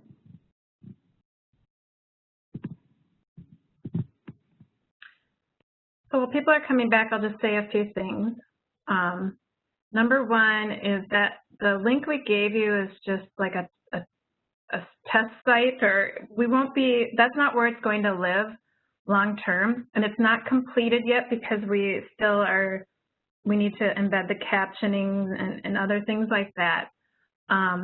So don't share that link at this point. We will we will let you know when it's live and how you can get access to that video to share.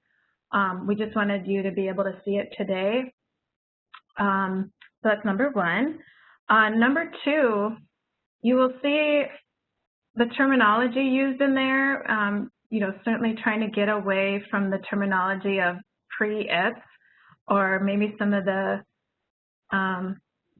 terminology we use within pre-ETS that might not always make sense to students and families. So we try to make it, real plain language. And the big thing is going forward, and I'm going to talk about this now when we talk about other things we're putting together, is the term VRS, Student Career Services. That's going forward going to be the branding in terms of what we offer to high school students.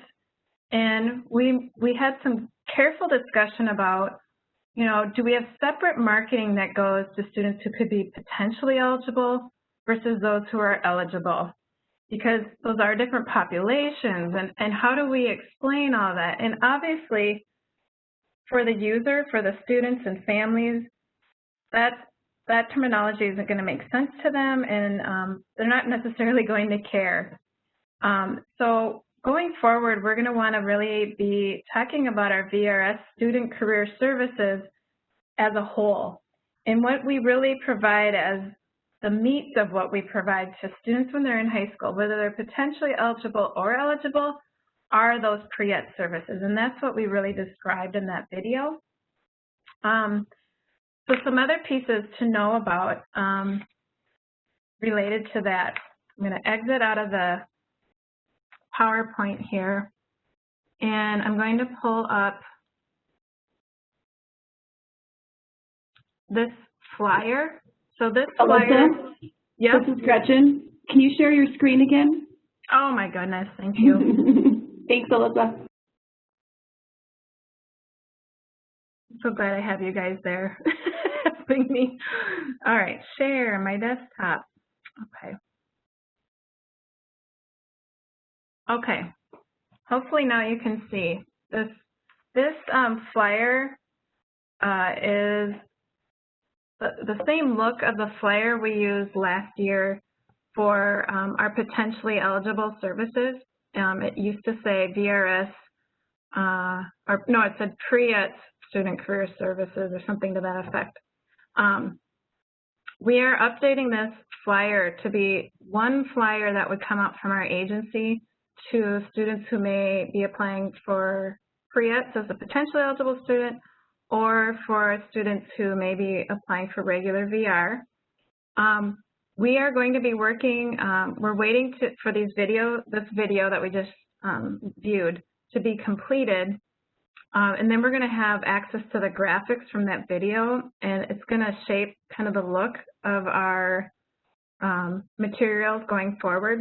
So they're going to use some of the visuals we saw in this flyer. So this picture is going to be updated, and it's just going to be reformatted to have the same look as that video.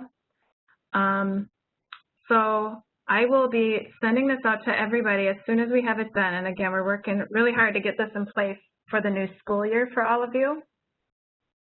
Another thing is that I just wanted to be clear on some changes for what that means with our current communications. So once this new one is in place, pre-ETS representatives, you will stop using the one that looks like this that says pre-ETS. We're not going to use the term pre-ETS going forward with students when they're applying for our services. We're going to say VRS Student Career Services.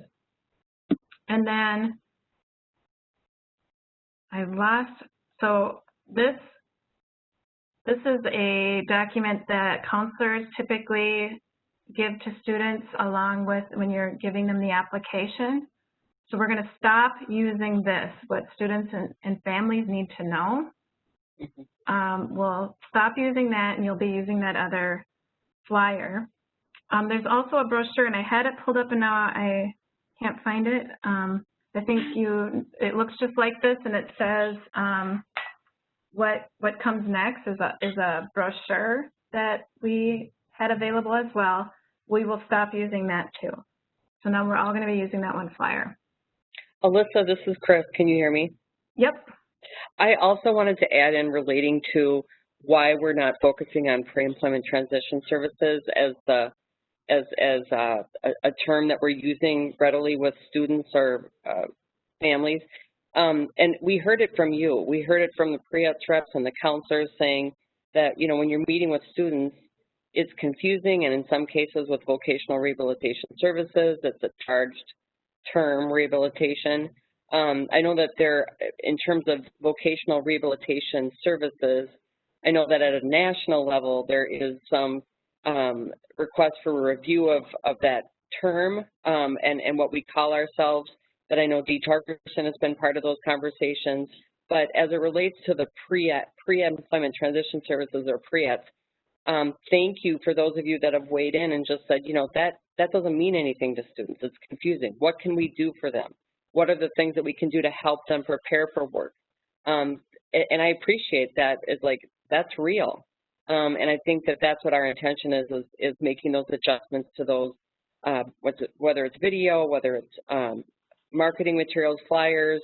That's really what we want to get to, and encourage and excite students about why they'd want to connect with us, because we are the resource, a key resource for them in connecting to their first jobs or their work experience or exploring specific careers. Thanks. Thanks, Chris.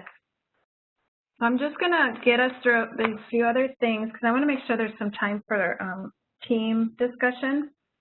But just a few other things. So we are in the process of updating our DEED website as well. We've started to work on it. So we have this landing page that students will go to. We have that web link in the video, and it takes you to this page that says high school students, VRS Student Career Services. The video is going to be on here. Right now we have the old Pacer video that we had. That's going to be removed. And then just some really basic information, find the VRS staff assigned to your school, and then more information that students can find about our program. We also will have a web page on here for schools. We have it on there. We're going to be updating it. But anyway, to have easy access.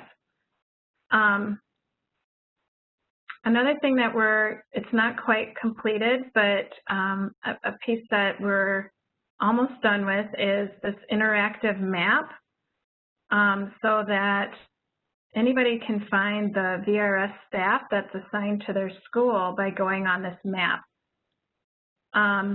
So you would, a person can come in and either choose like, oh, I live here, I live in Nevis, or I live in Pierce, and you can find, right now it's weird, we have to fix it. It says regional area manager, and then it has the pre-ETS rep name that comes up. It will say VRS staff, and it will have both the pre-ETS representative and the counselor that would pop up as the staff that serve that school. And then you can also choose the city, choose a school or school district over here and get that information as well. So it's not quite completed. It will be very soon. So that'll be another way for folks to find who serves the school that they attend. And then another piece that we're working on for you to be aware of with our DEED communications team will be some marketing on social media of our VRS Student Career Services and utilizing the video that we just saw. So they are working on a plan for, like in Google and on YouTube, when students or family members type in certain keywords, that our services will pop up and they'll get like a little snippet of a video and that they'll be directed to our webpage. So we'll keep you updated when all of that is more in place so you can be aware when that's going out, but it'll be another way for students and families to access our services. Hi, this is Chris again. That's just one of the things that I think is so exciting about this coming school year is, again, and it's yes, it's for this year, but it's also building our capacity for future years around pre-ETS awareness and delivery of supports and services. I know that Alyssa had through WinTech and other state agencies, learned about this interactive map. I know the state of Wisconsin has one. It's so cool that we're getting on board with that and moving forward, so that when people connect in with us and they happen to see that map, they can click on who their contact is. I just think it's wonderful. And then also regarding social media, we know that kids are so tech savvy, all of them, and we really want to be more in keeping with the places that they go. So not just you know, Facebook, but other options as well. And so we'll be looking for more updates about this, and then maybe some key opportunities for you to weigh in on the social media marketing that we're doing. So thanks so much. Thanks, Chris. Alyssa, this is Gretchen. Yep. We have a question about the form. Will they be available for offices to order? Yes, eventually they will. Once they're all prepared, we will announce how you can order them, and they'll be available to be able to send out electronically, which I know we're doing a lot more of that right now. But we will get all that. Again, we're in the works of getting this all done in time for the school year, so we will keep you all informed on when you can order things and when they're done. Okay, so two other items related to communications that we wanted you to know that have been put together is in relation to business outreach. This is for any of our staff that are doing business outreach, in particular our placement coordinators and specialists. We have two new flyers. One is the one you see on the screen, and I know it's hard to read, but I wanted you to see the overall look of it. It says Youth Connections, and this flyer is an overview of all the different ways that employers or businesses can be working with our agency and interacting with youth. So it might be, like it says on here, a tour or a job shadow, or it could be a short-term work experience. You know, we list what all the different opportunities are for them to be engaged in, so it helps you have that communication with businesses. And then we also have one created here that says short-term work experiences for students. And so this one gets into the short-term work experiences and, you know, what's involved with working with our agency and with our partners to host a student to have a short-term work experience at their business as well. This is Chris McVeigh again. I just wanted to share with you all that these two flyers were developed, the idea sprang forth from the southern area of Minnesota. It's Ryan Lace, who's currently out on paternity leave, as well as Mike Goodlander, the placement coordinator, working with Michelle Chmielewski, one of our placement specialists.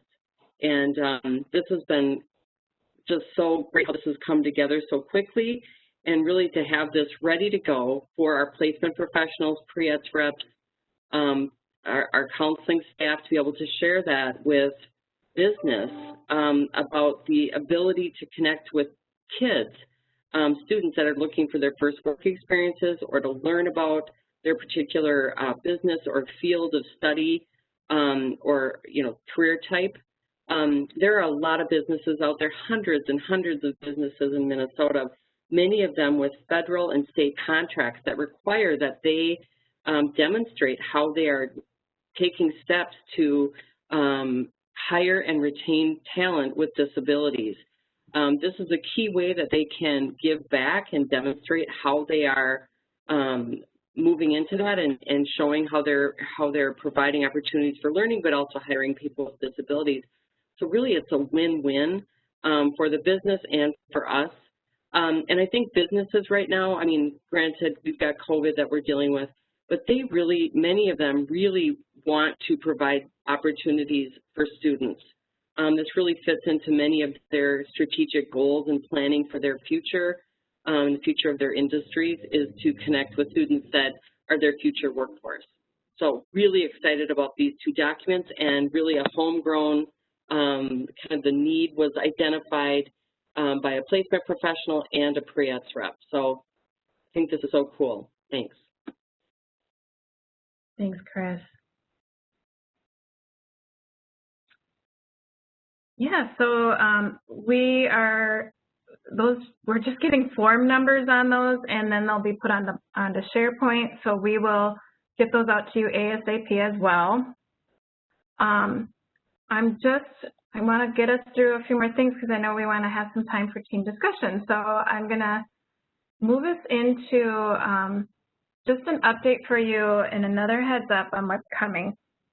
We want to get out this fall, and we're kind of targeting probably the 3rd week in September, somewhere around there, because we want to wait till schools have started. The schools have plenty of other things to be thinking about and preparing for right now. But once the school district or schools are underway, we want to have a communication prepared and sent out that would go to all school districts and charter schools from the leadership at Department of Education and Vocational Rehabilitation Services, which will review the importance of our partnership together in serving students with disabilities.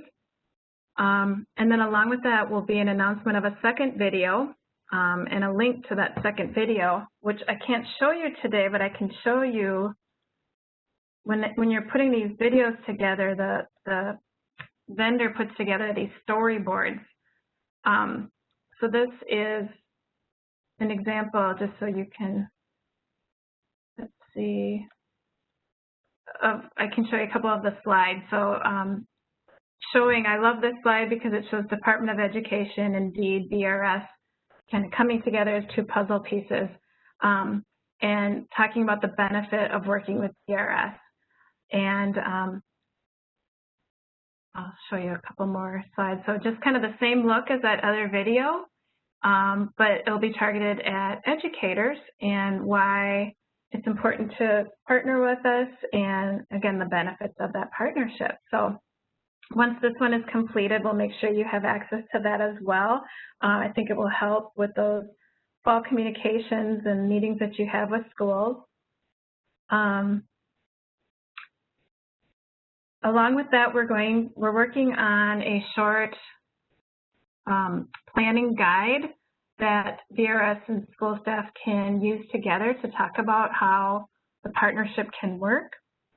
We're taking a lot of that information from a guide that came out from WinTAC.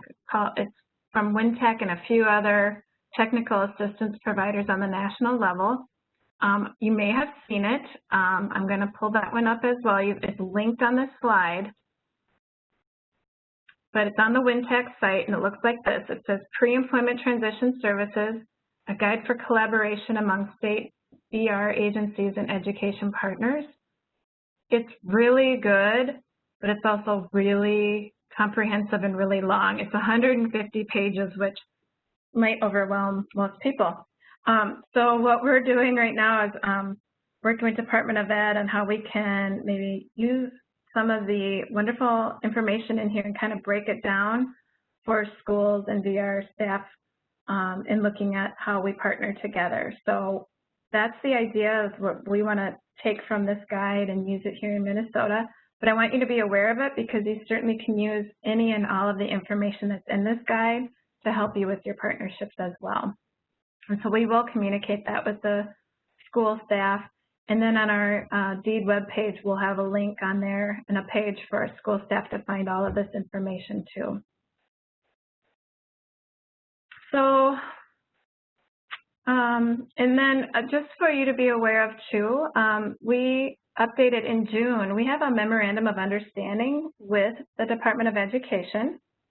And we updated that MOU in June. And this slide just is a highlight of everything that's included in that MOU.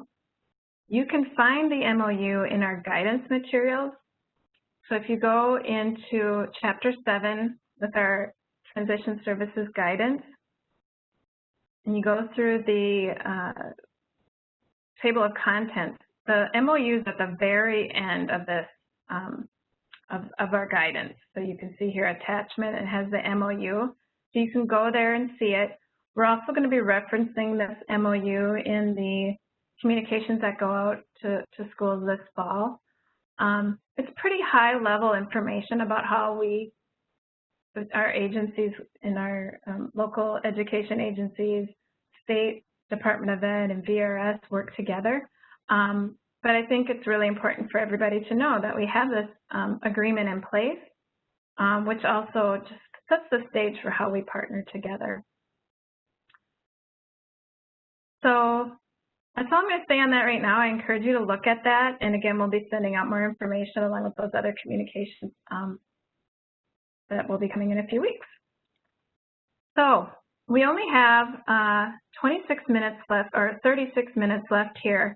And I really think it's important to have some time to discuss the things that were shared today and just have time amongst your teams. I know you all are meeting already, but would love for you to have some more targeted discussions about thinking about planning for this school year and any other questions that you have right now in preparing for the new school year.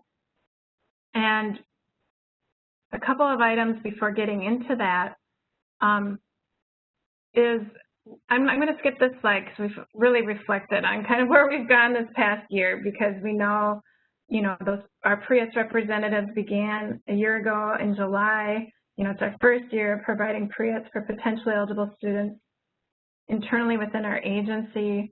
Last year was a learning year for all of us, and now we're going into this new year and looking at how we can be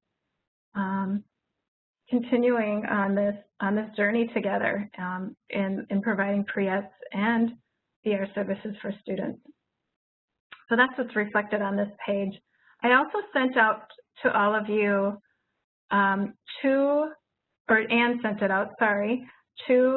reports that give you information about the numbers of students that were served in our last program year. So a program year goes from July 1st through June 30th of every year.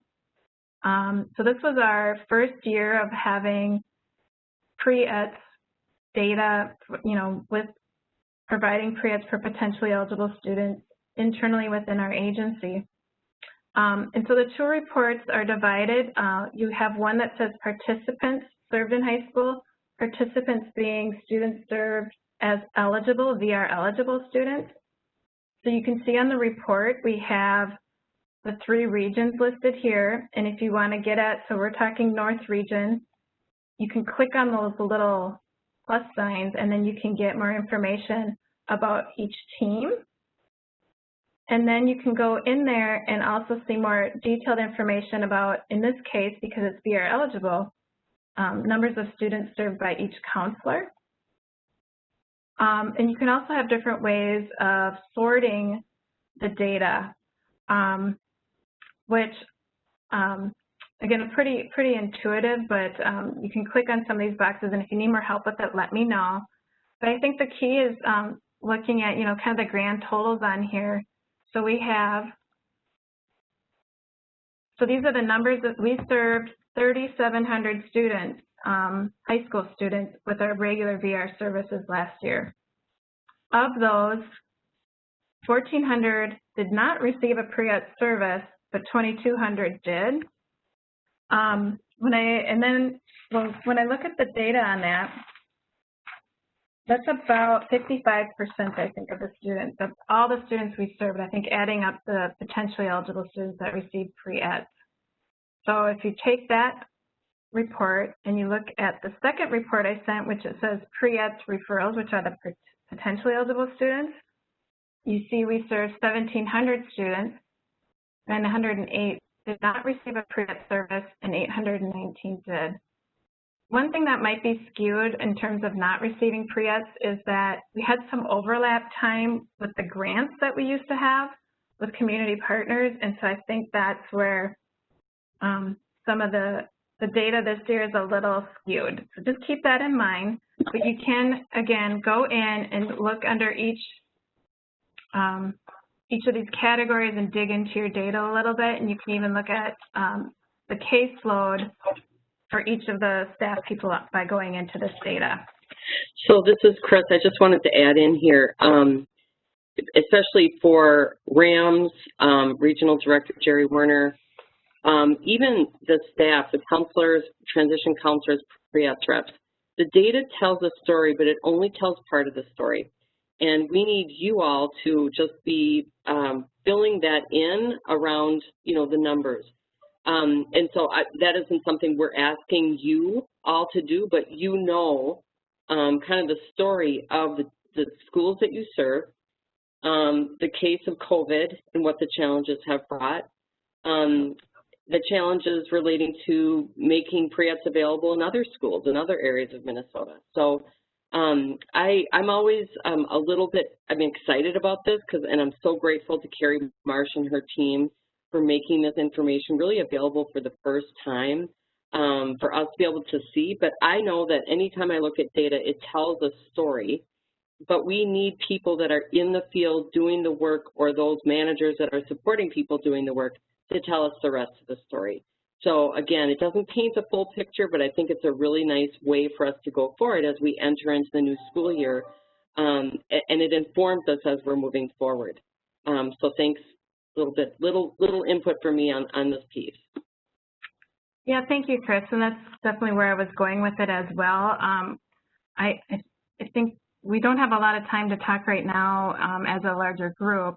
I know Terry Sands was going to be on, who helped pull those reports, and we definitely would love for your input because this is new for reporting this. This is the first time we've reported that data for a program year, so we definitely want to know if anything doesn't look accurate as you're digging into looking at those reports. I know our data team too is also able to provide other ways of getting reports for all of you that could be helpful. So those are things that we're going to talk about more throughout this year, but something to be thinking about that you can talk about as a team as well. And again, we only have 30 minutes today, so you can start talking about how you might want to look more at that data. But we want that feedback. We want you to look at it. And like Chris said, first of all, we know the big elephant in the room definitely is COVID and how that's impacting a lot of our data. But we also want to know if things look accurate and other ways that data can be helpful to you in terms of reporting. So that takes you to the team discussion time. In a second here, Anne is going to get everybody into their breakout rooms. I sent out information to all of the RAMs for helping to facilitate this short discussion time.